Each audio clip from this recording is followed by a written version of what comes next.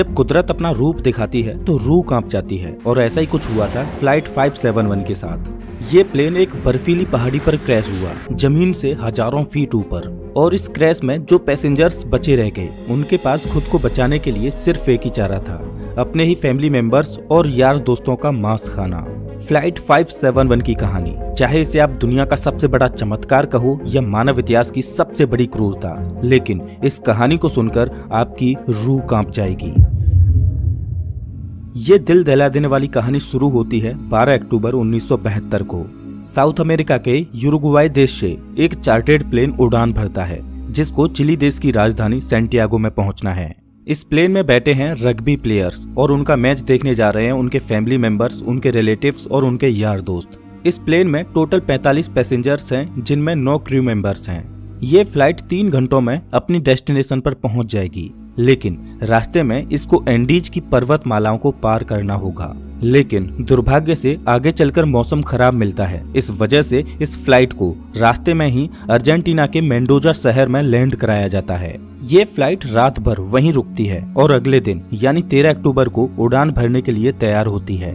लेकिन परेशानी ये है कि अभी भी मौसम खराब है। लेकिन अच्छी बात यह है कि इस फ्लाइट का जो पायलट है वो इस रूट से पहले भी 29 बार उड़ान भर चुका है। इस वजह से उसे पूरा आइडिया है कि इन एंडीज की पहाड़ियों को कैसे पार करना है। पायलट के कॉन्फिडेंस की वजह से ये फ्लाइट 13 अक्टूबर को दोपहर के 2:18 पर फिर से उड़ान भरती है। यहाँ से सैंटियागो पहुँचने में सिर्फ 1 घंटे का रास्ता बचा है और पायलट को पूरा भरोसा है कि 1 घंटे के बाद वो सही सलामत सैंटियागो में पहुँच जाएंगे। ये प्लेन करीब 18,000 फीट के एल्टीट्यूड पर उड़ रहा था और धीरे धीरे एंडीज की पहाड़ियों को पार करता जा रहा था। लेकिन आगे चलकर मौसम और खराब होता गया, जिस वजह से विजिबिलिटी और कम हो गई और पायलट को आगे कुछ भी दिखाई नहीं दे रहा था। अगर मौसम साफ होता तो पायलट आसपास की पहाड़ियों को देखकर आइडिया लगा लेता कि प्लेन कहाँ है, लेकिन इस समय तो पायलट केवल प्लेन के इंस्ट्रूमेंट्स पर ही निर्भर है। अब क्योंकि पायलट को पता था कि वो 1 घंटे में सैंटियागो पहुंच जाएंगे, इसीलिए वो अपनी लोकेशन का रफ आकलन करता रहा और 1 घंटे के बाद जब उसे लगा कि उसने एंडीज की पहाड़ियों को पार कर लिया है तो उसने सैंटियागो एयरपोर्ट पर एटीसी से प्लेन को लैंड कराने की अनुमति मांगी। एटीसी ने पूछा कि क्या आपने एंडीज की पहाड़ियों को पार कर लिया है? तो पायलट ने कहा कि हाँ, उन्होंने एंडीज की पहाड़ियों को पार कर लिया है। एटीसी भी पायलट द्वारा दी गई लोकेशन पर ही निर्भर थी, तो एटीसी ने प्लेन को लैंड कराने की परमिशन दे दी और पायलट से कहा कि आप प्लेन को 11,500 फीट के एल्टीट्यूड पर ले आओ। 3:21 पर पायलट प्लेन के एल्टीट्यूड को धीरे धीरे घटाने लगा। जैसे ही प्लेन नीचे आता है तो पायलट को दिखाई देता है कि अभी तो एंडीज की पहाड़ियां ही चल रही हैं और सामने एक बहुत बड़ी चट्टान है। जल्दी से पायलट प्लेन को फिर से ऊपर उठाने की कोशिश करते हैं, लेकिन अब बहुत देर हो चुकी थी। प्लेन को ऊपर उठाते उठाते प्लेन का पिछला हिस्सा पहाड़ी से टकरा जाता है और वो टूटकर अलग हो जाता है। प्लेन का पिछला हिस्सा खत्म होने की वजह से पीछे की जो सीटें थीं वो यात्रियों सहित हवा में उड़ जाती हैं और 3 पैसेंजर्स हवा में ही उड़कर खत्म हो जाते हैं। इस टकराव में प्लेन का राइट विंग भी टूट चुका था, जिस वजह से प्लेन डिसबैलेंस हो जाता है, जिस वजह से उसकी दूसरी विंग भी पहाड़ी से टकराती है और वो भी टूट जाती है। अब केवल प्लेन का फ्रंट पार्ट ही बचा था जो 350 किलोमीटर प्रति घंटे की रफ्तार से नीचे ग्लेशियर में टकराता है।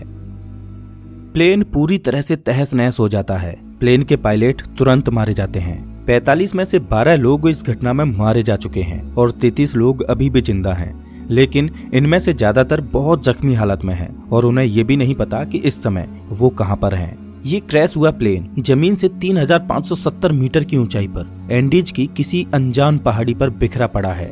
क्या वो इस पहाड़ी से बचकर निकल पाएंगे या नहीं, ये कोई नहीं जानता। अभी तक जो हुआ वो तो महज एक छोटा सा ट्रेलर था। इस फ्लाइट की असली कहानी तो अब शुरू होगी। आप कल्पना भी नहीं कर सकते कि आगे चलकर इनके साथ क्या होने वाला है। ये वीरान एंडीज की पहाड़ियां अब इन पर कहर बनकर बरसने वाली हैं। इनकी आगे की स्टोरी जानकर आपके रूह तक कांप जाएगी। घायल हुए पैसेंजर्स में से एक पैसेंजर था नांदो पराडो, जिसके सिर में चोट आई थी, जिस वजह से वो कोमा में चला गया। परेशानी ये थी कि जल्द ही सूर्य ढलने वाला था और शाम होने वाली थी। इस वजह से रेस्क्यू टीम के पास उनको ढूंढने के लिए ज्यादा वक्त नहीं था और बाई चांस अंधेरा होने से पहले उनको नहीं बचाया गया तो इस बर्फीली पहाड़ी पर रात गुजारना नामुमकिन होगा, क्योंकि यहाँ का तापमान रात में -30 डिग्री सेल्सियस तक पहुँच जाता है। जल्द ही रेस्क्यू के लिए 4 जहाज रवाना किए गए। इन चारों जहाजों ने एंडीज की पहाड़ियों को खंगाल डाला, लेकिन इन्हें कहीं भी कुछ भी नहीं मिला, क्योंकि प्लेन ऐसी जगह पर क्रैश हुआ था जहां पर सफेद बर्फ और घना कोहरा था और प्लेन भी सफेद रंग का ही था। इस वजह से ऊपर से देखने पर रेस्क्यू टीम को क्रैश साइट का अंदाजा ही नहीं हो पा रहा था। देखते ही देखते रात हो गई और उस दिन रात भर के लिए रेस्क्यू ऑपरेशन को स्थगित कर दिया गया। बचे हुए पैसेंजर्स को उम्मीद थी कि वो कैसे भी करके सिर्फ आज की रात काट लें, कल तो उन्हें कोई न कोई बचा ही लेगा। और उन्होंने क्रैश पड़े प्लेन में शेल्टर बनाया और रात गुजारी। ये रात इनके लिए बहुत भयानक थी, क्योंकि आज की रात इन्हें -30 डिग्री सेल्सियस में गुजारनी है। लेकिन इनके पास एक उम्मीद है कि कल इन्हें कोई न कोई ढूंढ लेगा और बचा लेगा। इस उम्मीद में ये इस रात को कैसे भी करके काट लेते हैं।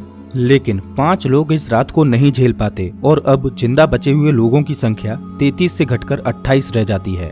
अगले दिन की सुबह 14 अक्टूबर को सर्च ऑपरेशन फिर से चालू किया जाता है और 11 जहाज इन्हें ढूंढने के लिए उड़ान भरते हैं। लेकिन परेशानी वही थी कि क्रैश हुआ प्लेन सफेद रंग की वजह से बर्फीली पहाड़ियों में नजर ही नहीं आ रहा था। बचाव दल के जहाज सर्वाइवर्स के ऊपर से उड़कर जा रहे थे, लेकिन उन्हें वो नीचे नजर ही नहीं आ रहे थे। इस वजह से सर्वाइवर्स ने बचाव दल को सिग्नल देने के लिए प्लेन के ऊपर लिपस्टिक से SOS लिखने की कोशिश की, लेकिन उन्हें रियलाइज हुआ कि इतना बड़ा SOS लिखने के लिए लिपस्टिक काफी नहीं थी। इस वजह से उन्होंने अपने सूटकेसेज से बर्फ पर एक बड़ा सा क्रॉस बना दिया ताकि वो आसमान से बचाव दल को साफ साफ दिखाई दे सके। उस दिन इनके ऊपर से 3 हवाई जहाज निकल कर गए, लेकिन अफसोस कि किसी ने भी इनको नोटिस नहीं किया और ये दिन भी गुजर जाता है। अगला दिन यानी 15 अक्टूबर, उस दिन भी कुछ ऐसा ही हाल रहता है, लेकिन बचाव दल इन्हें ढूंढने में असमर्थ रहता है। अब इन सर्वाइवर्स को समझ आ चुका था कि ये बहुत बुरे फंस चुके हैं। मदद कब तक आएगी ये कहा नहीं जा सकता। इस वजह से वो प्लेन में मौजूद चीजों से सर्वाइवल की तकनीक बनाने लगे। धूप में बर्फ को पिघलाकर वो बूंद बूंद करके पानी की व्यवस्था तो कर ले रहे थे, लेकिन खाने के लिए उनके पास ज्यादा कोई ऑप्शन नहीं थे। क्रैश के 3 दिन बाद यानी 16 अक्टूबर को नांदो पराडो कोमा से जाग उठता है और जैसे ही उसे होश आता है तो उसे पता चलता है कि इस क्रैश में उसकी मां खत्म हो चुकी है और उसकी 19 साल की बहन गंभीर रूप से घायल है। दिन प्रतिदिन गुजरता जा रहा है, मदद मिल नहीं पा रही। प्लेन में जो खाना था वो भी खत्म हो चुका है। सूरज की रोशनी बर्फ से रिफ्लेक्ट होकर इनकी आंखों को डैमेज कर रही है। भूख, प्यास और असहनीय ठंडी को सहते सहते अब इन्हें इस पहाड़ी पर 8 दिन गुजर चुके थे। रेस्क्यू प्लेन आते और इनके ऊपर से निकल जाते।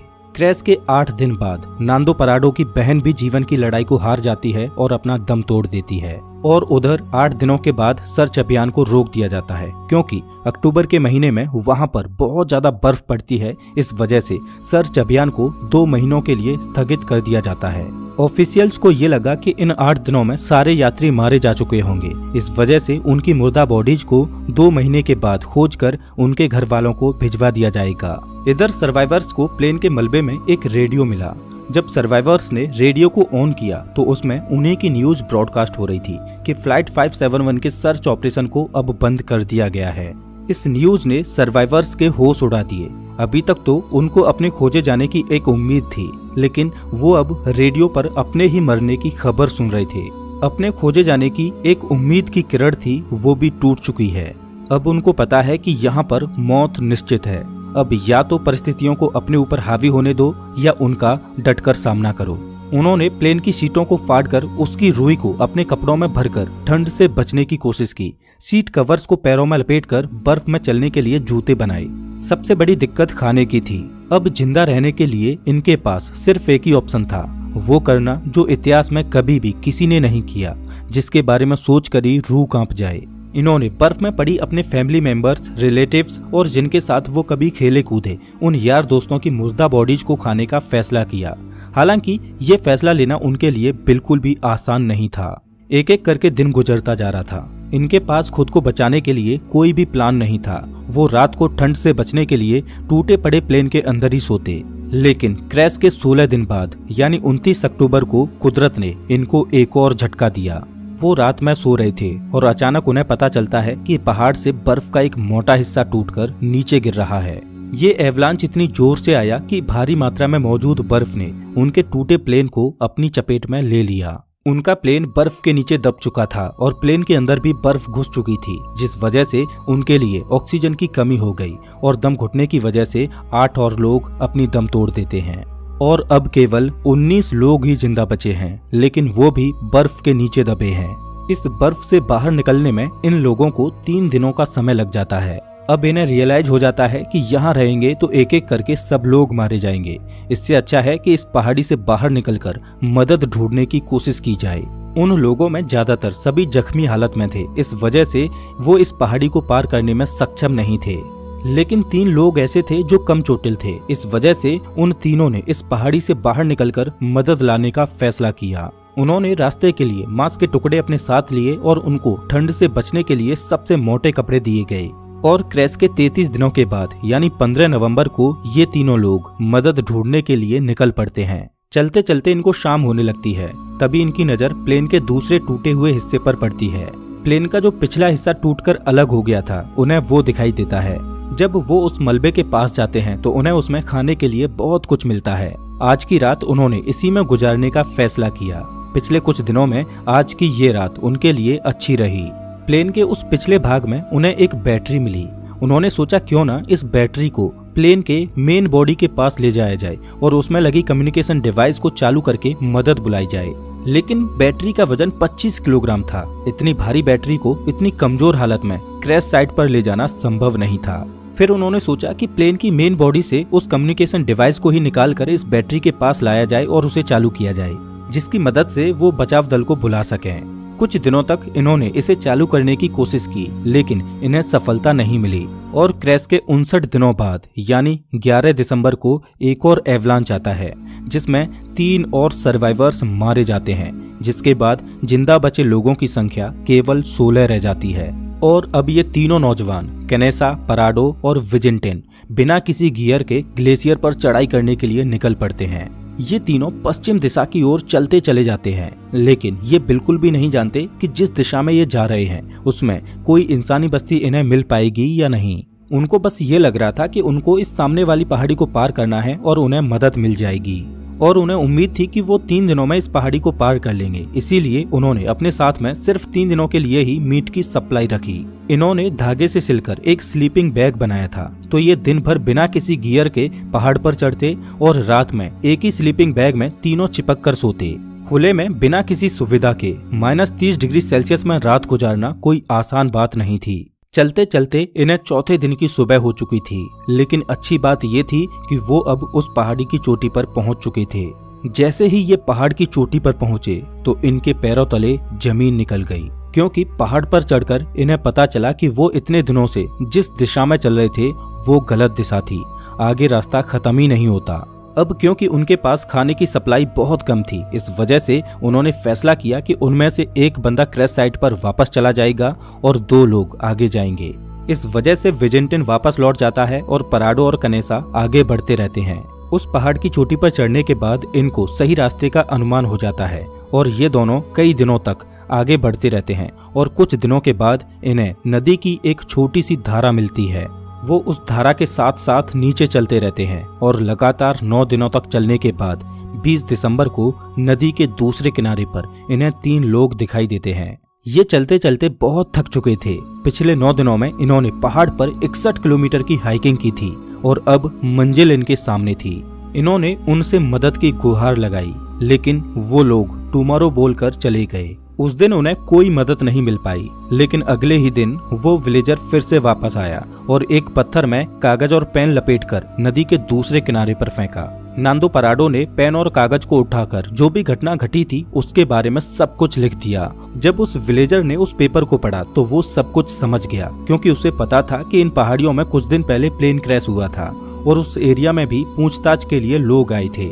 लेकिन वो हैरान था कि ये लोग अभी तक जिंदा कैसे बचे हैं। वो विलेजर जल्द से जल्द शहर गया और आर्मी कमांड के साथ इस इन्फॉर्मेशन को साझा किया और जल्द ही चिली की एयरफोर्स इन्हें रेस्क्यू करने के लिए पहुंचती है। आर्मी ऑफिसर्स पराडो और कनेसा को हेलीकॉप्टर में बिठाकर क्रैश साइट पर पहुंचते हैं और 22 दिसंबर 1972 को क्रैश के 70 दिनों के बाद बचे हुए सर्वाइवर्स को रेस्क्यू किया जाता है। इन लोगों की हालत बहुत ज्यादा खराब थी। इस क्रैश के बाद टोटल 16 लोग ही सर्वाइव कर पाते हैं। इनकी ये कहानी सच में दिल दहला देने वाली कहानी थी। लेकिन इससे भी खतरनाक सर्वाइवल की कहानी है एक ऐसे व्यक्ति की जो 438 दिनों तक गहरे समुद्र में फंसा रहा।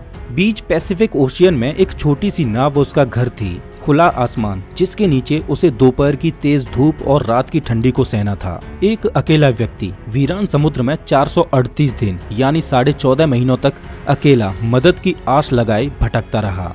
इस व्यक्ति की सर्वाइवल की कहानी आपको सच में हैरान कर देगी। इस कहानी को आप स्क्रीन पर दिख रही इस वीडियो में देख सकते हो। मैं आपको वहीं मिलता हूँ।